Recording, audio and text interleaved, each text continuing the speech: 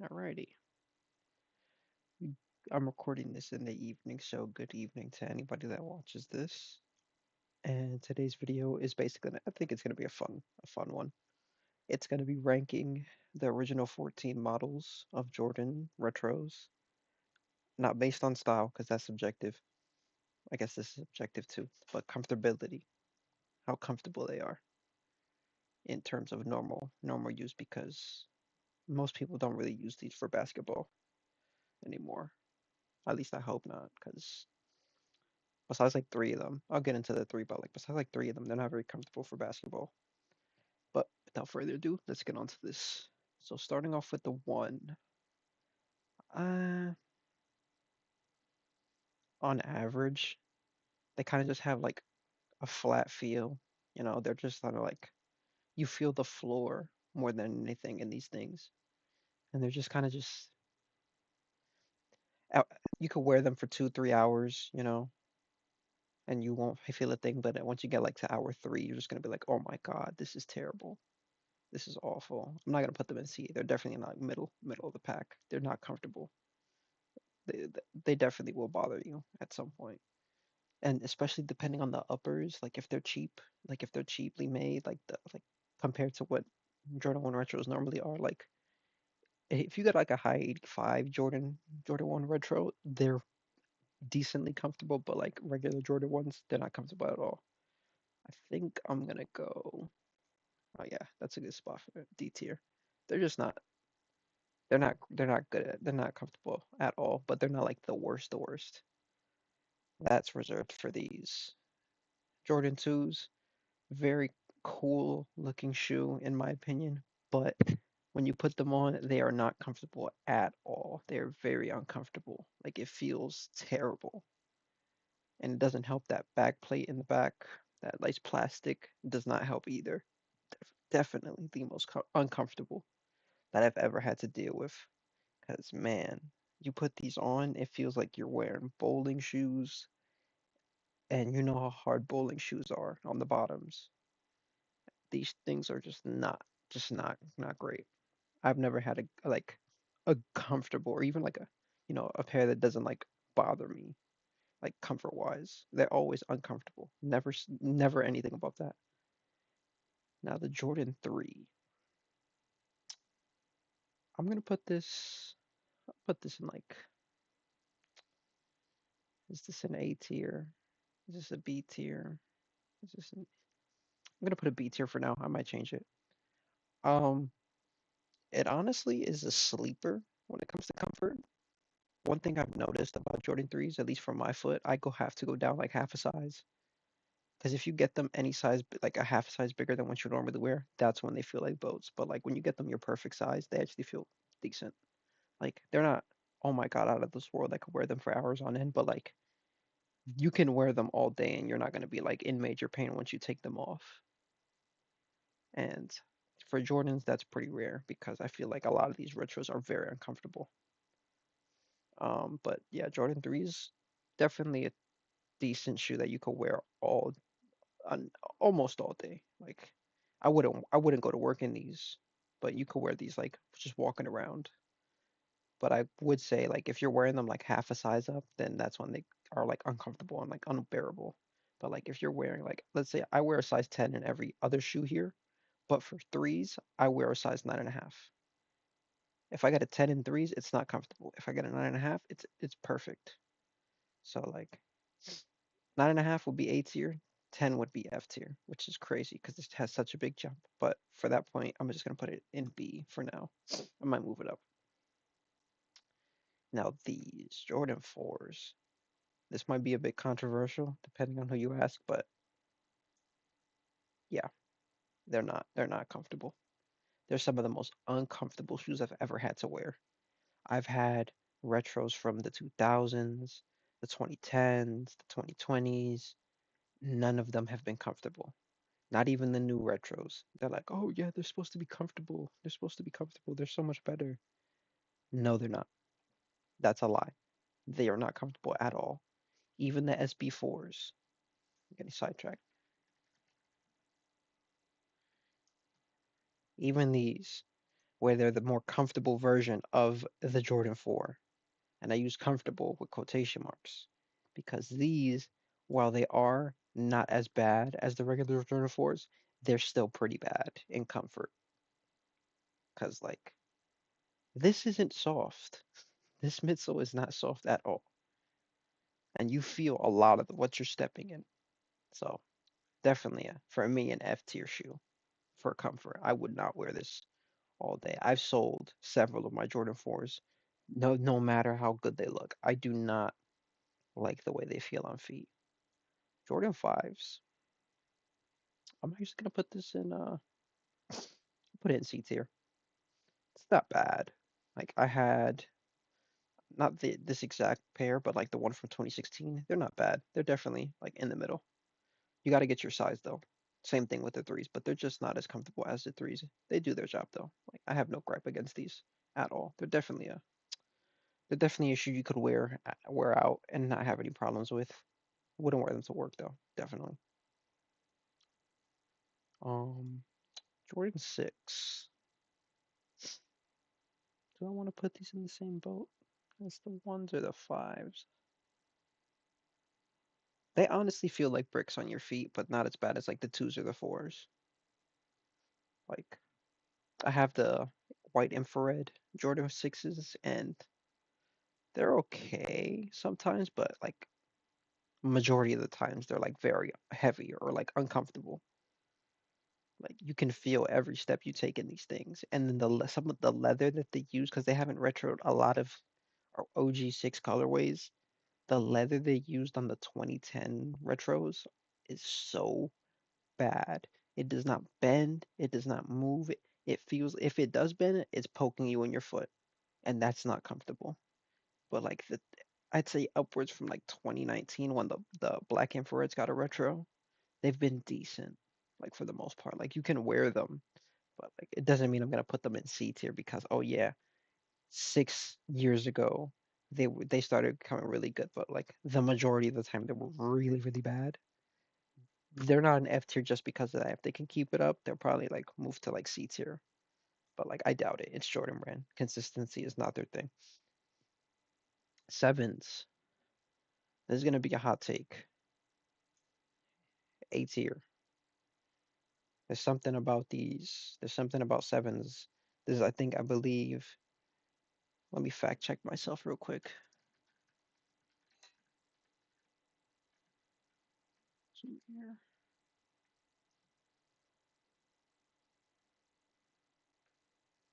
Nope. Okay.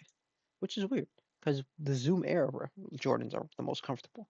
But this right here, I don't know what they did to this foam right here because it's not polyurethane like these, like the threes, the fives, the sixes, and the fours.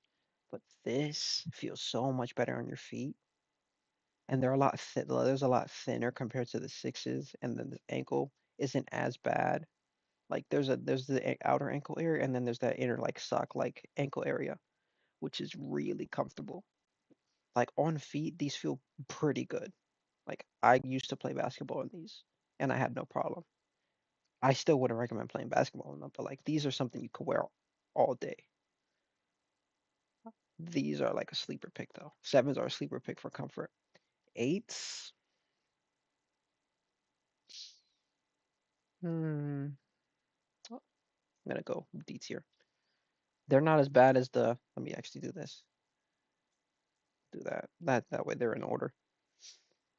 I wouldn't say they're as bad as these or these, but it's this plastic right here. This plastic has like a weird structure to it where it'll like keep your foot in place. Like if that makes sense, like it'll keep your foot in place, but it's still not comfortable because there's plastic right there, so you can't really move your foot, the back of your foot too much.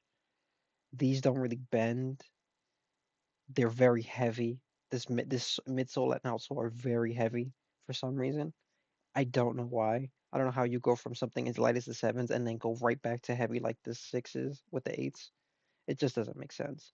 But it's kind of ironic compared to how I feel about the next shoe here. Jordan 9s.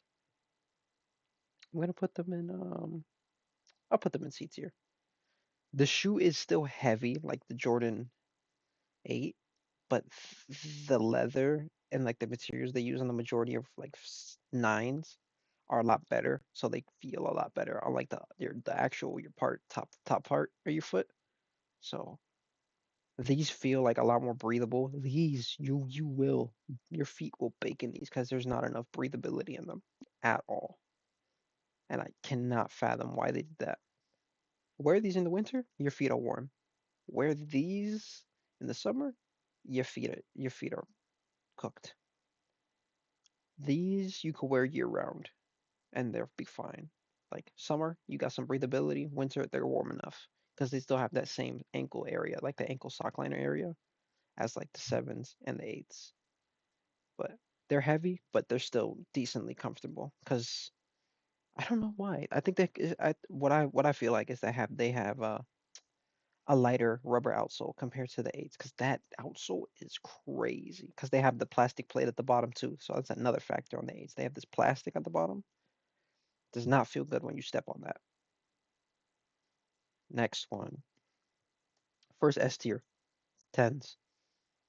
I don't know what they did to these things. I don't know how they made them. I don't know how they made them this comfortable. For a Jordan, these are super comfortable. Easily. So top three of comfortable Jordans. This midsole is light. It's light foam. This outsole, not too thick. The uppers, while they're not breathable, they're very pliable and bendable for your foot. So they break in a lot faster than what this. I the shoes look so good, but these fours break in bad. Twos break in bad. Ones they break in pretty decent, but they're still uncomfortable. These don't break in good. These don't break in good. These don't break in good. These break in okay. These break in pretty good. Great. Extremely good. Right?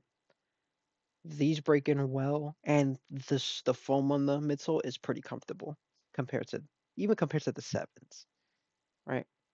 Now this I don't personally like the way they feel on my foot, but from the consensus that I gathered, the 11s because of that Zoom Air, they're pretty comfortable.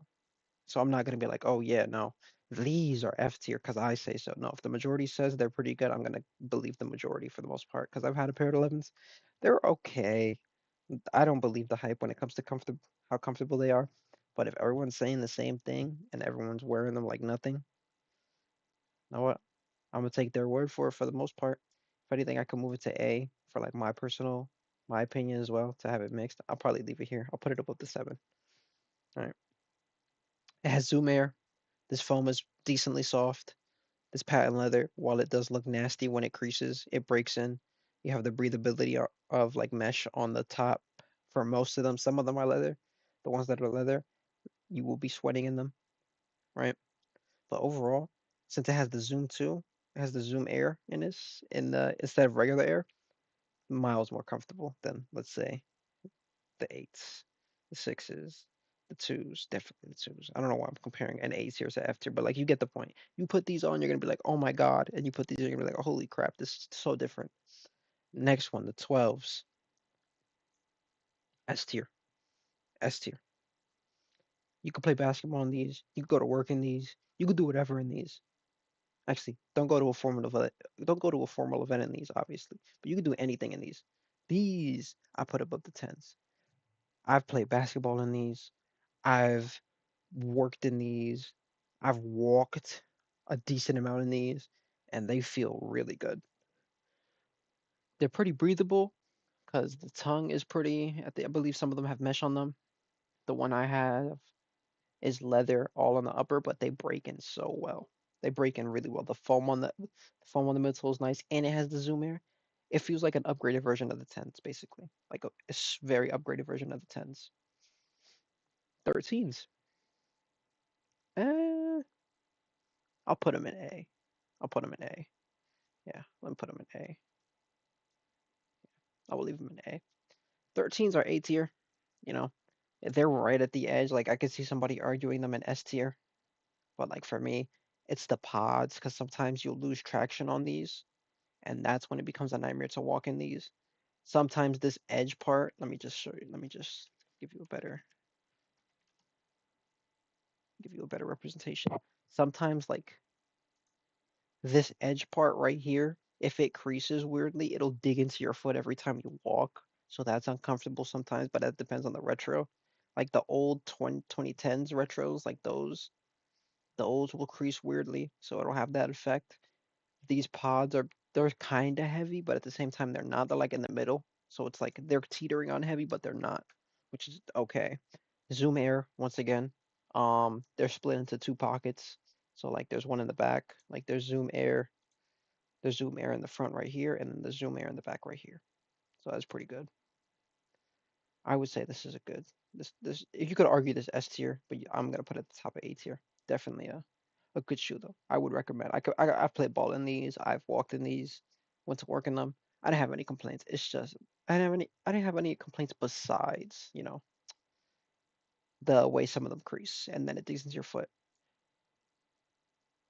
14s, some people don't like them, how they look. I love them, but what matters here is how comfortable they are, and they are the most comfortable retro, in my humble opinion, that Jordan Brand has ever made, and that goes against these right here.